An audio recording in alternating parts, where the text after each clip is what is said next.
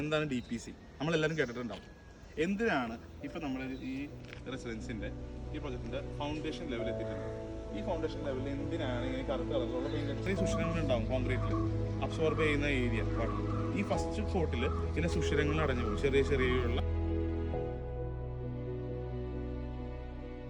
നമസ്കാരം, ഞാൻ പ്രിൻസ് വർഗീസ്. ഇന്ന് നമ്മളുള്ളത് തൃശ്ശൂരിലെ നമ്മളൊരു പ്രൊജക്റ്റിലാണ്. ഇവിടെ നമ്മളെല്ലാവരും അനുദിനം ഫേസ് ചെയ്യുന്നൊരു പ്രശ്നമാണ് വീടുകളുടെ ഉള്ളിൽ ക്യാപിലറി ആക്ഷൻ മൂലം വെള്ളം ഭിത്തികളിലേക്ക് പടർന്ന് പിടിച്ച് പെയിൻറ്റ് പൊളിഞ്ഞു വരുന്നത്. എന്താണ് അതിനുള്ള പ്രധാന കാരണം? അതാണ് നമ്മളിന്ന് എക്സ്പ്ലെയിൻ ചെയ്യണത്. എന്താണ് അതിന് ചെയ്യേണ്ടത്?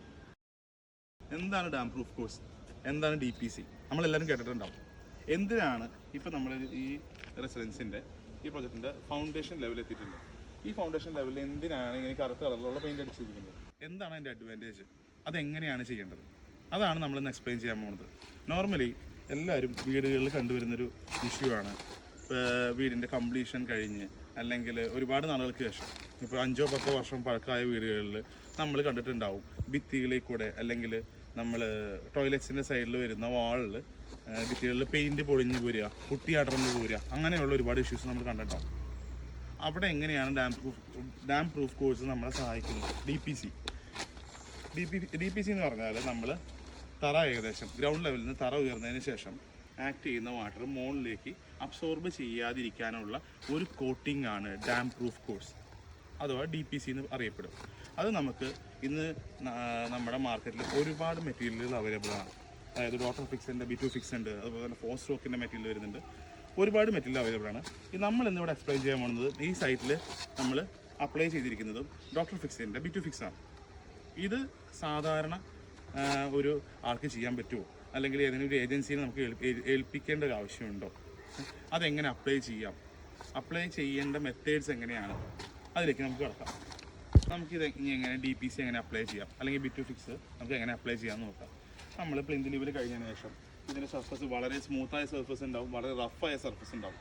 അതിൽ നമുക്ക് രണ്ട് രീതിയിൽ ചെയ്യാം. നമുക്കിത് ചെയ്തു തരുന്ന ഒരുപാട് ഏജൻസികളുണ്ട്, അവരെ ഏൽപ്പിക്കാം. ഇനി അല്ല, നമ്മൾ ഒരു ലേബർ കോൺട്രാക്റ്റിങ് കൊടുത്തിരിക്കുകയാണ് ഒരു വീടിന്. അപ്പോൾ നമ്മൾ ഇത് അപ്ലൈ ചെയ്യണമെന്ന് ലേബർ കോൺട്രാക്ടറിൻ്റെ അടുത്തോ അല്ലെങ്കിൽ കോൺട്രാക്ടറിൻ്റെ അടുത്ത് പറയുമ്പോഴുള്ള നമുക്ക് നോർമലി ഒരു പെയിൻറ്ററിൻ്റെ സഹായത്തോടെ ഇത് അപ്ലൈ ചെയ്യാൻ പറ്റും. വളരെ ഈസിയായ ഒരു മെത്തേഡാണ്. സാധാരണ ശ്രദ്ധിക്കേണ്ട ഒരു കാര്യം, നമ്മൾ നോർമൽ പെയിൻറ്റിങ് ബ്രഷ് യൂസ് ചെയ്താൽ മതി. നോർമൽ പെയിൻറ്റിങ് ബ്രഷിൻ്റെ അതായത് ഈ ഫെതേഴ്സ് കാണുന്നത് വൈറ്റ് കളറായിരിക്കും. ഇത് ബ്ലാക്ക് കളറാണ് നമ്മൾ വാട്ടർ പ്രൂഫിങ് കോൺക്രീറ്റിന് ബ്രഷ് ചെയ്യുമ്പോഴോ അല്ലെങ്കിൽ ഈ B2 ഫിക്സോ ഇങ്ങനെയുള്ള കാര്യങ്ങൾ അപ്ലൈ ചെയ്യുമ്പോൾ ബ്ലാക്ക് കളറാണെന്നുണ്ടെങ്കിൽ ഇത് ബ്രഷ് ചെയ്ത് എത്താനായിട്ടുള്ള സാധ്യത കൂടുതലാണ്. അതുകൊണ്ട് ബ്ലാക്ക് കളറിൽ പെയിൻറ്റ് ചെയ്യണമെന്ന് പറയാം. ഇനി അഥവാ അത് കിട്ടിയില്ലെങ്കിൽ പോലും വൈറ്റിലായാലും ഇത് അപ്ലൈ ചെയ്യാം. ബ്രഷ് ചെയ്യാൻ കുറച്ചും കൂടി സ്മൂത്ത് ആയിരിക്കുമ്പോൾ പാടായിരിക്കുമെന്നേ ഉള്ളൂ. ഇതൊരു ബിറ്റുമിനസ് കോട്ടാണ്. നമ്മൾ കണ്ടിട്ടുണ്ടാകും, ബിറ്റുമിൻ എന്ന് നമുക്കറിയാം ടാറാണ്, നോർമൽ ടാർ. അത് വാട്ടർ അബ്സോർബൻ്റ് അല്ല. അതുകൊണ്ടാണ് ഇത് അപ്ലൈ ചെയ്യാനുള്ള കാര്യം. ഇത് ഒരു നോർമൽ 20 കണ്ടെയ്നറിൽ എടുക്കുക. അതിൻ്റെ എത്രയാണോ നിങ്ങൾ എടുക്കുന്ന ക്വാണ്ടിറ്റി അതിൽ 25% വെള്ളം അപ്ലൈ ചെയ്യുക. ആ വെള്ളം അപ്ലൈ ചെയ്തിട്ട് നന്നായിട്ട് മിക്സ് ചെയ്യുക. മിക്സ് ചെയ്തതിന് ശേഷം സാധാരണ സ്മൂത്ത് സർഫസിലോ അല്ലെങ്കിൽ റഫ് സർഫസിലോ ആയാലും ആദ്യത്തെ ഒരു ബ്രഷ് കോട്ട് നമ്മൾ അപ്ലൈ ചെയ്ത് കൊടുക്കാം. ഇത് ഫസ്റ്റ് കോട്ട് അടിച്ചതിന് ഏകദേശം കമ്പനി അവകാശപ്പെടുന്നത് 6 മണിക്കൂറിന് ശേഷമാണ് സെക്കൻഡ് കോട്ട് അപ്ലൈ ചെയ്യേണ്ടത്. അങ്ങനെ 2 കോട്ടുകൾ ഇനഫാണ്. 2-3 കോട്ടുകൾ വരെ പോവാം, പക്ഷെ 2 കോട്ടൊക്കെ നമുക്ക് മതിയാവും. ഇനി സെക്കൻഡ് കോട്ടിലേക്ക് വരുമ്പോൾ ശ്രദ്ധിക്കേണ്ട ഒരു കാര്യം, സെക്കൻഡ് കോട്ടിൽ നമ്മൾ വെള്ളം ചേർക്കേണ്ട ആവശ്യമില്ല, ഡയറക്റ്റ് അപ്ലൈയിങ് ആണ്. സെക്കൻഡ് കോട്ടിൽ നമ്മളിത് മിക്സ് ചെയ്യരുത്, ഡയറക്റ്റ് കോട്ട് അടിക്കാവൂ. കാരണം ഇതിൻ്റെ കോട്ടിങ് സ്ട്രെങ്ത് കൂട്ടാൻ വേണ്ടിയിട്ടാണ് നമ്മൾ സെക്കൻഡ് കോട്ടിൽ വെള്ളം ചേർക്കാത്തത്. അതുപോലെ തന്നെ ഇതിൻ്റെ ഈ പ്ലിന്ത് ബീമിൻ്റെ ഏത് പോർഷനിലൊക്കെ അപ്ലൈ ചെയ്യണം എന്നുള്ളത്. നമ്മൾ പ്ലിന്ത് ബീം അറിയാം, നോർമലി ഒരു 20 സെൻറ്റിമീറ്ററിലാണ് നമ്മൾ പ്ലിന്ത് ബീം ചെയ്യുക. അതായത് നമ്മൾ ബ്രിക്ക് വർക്ക് വരുന്ന ഏരിയൽ പോർഷനിൽ മാത്രമാണ് നമ്മൾ പ്ലിന്ത് ബീം ചെയ്യുന്നുള്ളൂ.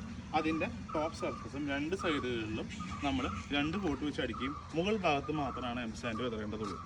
ബ്രിക്ക് വർക്ക് ചെയ്യുമ്പോൾ അല്ലെങ്കിൽ അതിൻ്റെ മോട്ടർ അപ്ലൈ ചെയ്യാനായിട്ട് ഗ്രിപ്പിന് വേണ്ടിയിട്ടാണ് ഇതിൻ്റെ മുകളിൽ ഉണങ്ങുന്നതിന് മുമ്പ് എംസാൻഡ് നമ്മൾ വിതറിയിടും. ഇനി നമ്മളിത് അപ്ലൈ ചെയ്യുന്നതിന് മുമ്പ് ഇപ്പോൾ ആ സൈഡുകളിൽ നോക്കി കഴിഞ്ഞാൽ സൈഡുകളിൽ അപ്ലൈ ചെയ്തിട്ടില്ല. ഈ ഫസ്റ്റ് കോട്ടിൽ അപ്ലൈ ചെയ്യുമ്പോൾ അത് നമുക്ക് കാണാൻ സാധിക്കും. ഇതിൽ ചെറിയ ചെറിയ സുഷിരങ്ങളുണ്ടാവും കോൺക്രീറ്റിൽ അബ്സോർബ് ചെയ്യുന്ന ഏരിയ വാട്ടർ. ഈ ഫസ്റ്റ് കോട്ടിൽ ഇതിലെ സുഷിരങ്ങൾ അടഞ്ഞു പോകും, ചെറിയ ചെറിയുള്ള ഹോളുകൾ അടഞ്ഞു പോകും. അതിന് മുകളിൽ സെക്കൻഡ് കോട്ടും കൂടി വരുമ്പോൾ ഒരു എക്സ്ട്രാ കോട്ട് അപ്ലൈ ചെയ്തു വാട്ടർ പ്രൂഫ്ഡ് ആവുകയാണ് ചെയ്യുന്നത്. നമുക്ക് ഇതിൻ്റെ മുകളിലേക്ക് വെള്ളം ഒഴിച്ചാൽ അറിയാം, വെള്ളം ചേമ്പലയിൽ വീണ പോലെ താഴേക്ക് പോവുകയുള്ളൂ. ഇങ്ങനെയുള്ള കൺസ്ട്രക്ഷൻ റിലേറ്റഡ് ആയിട്ടുള്ള എന്ത് സംശയങ്ങൾക്കും അല്ലെങ്കിൽ ഇൻട്രസ്റ്റിംഗ് ആയ ടോപ്പിക്സ് കാണാനായിട്ട് ഞങ്ങളുടെ ചാനൽ ഫോളോ ചെയ്യണം. വരും ദിവസങ്ങളിൽ ഇതുപോലെയുള്ള പുതിയ ടോപ്പിക്കുമായിട്ട് ഞാൻ വരുന്നതാണ്.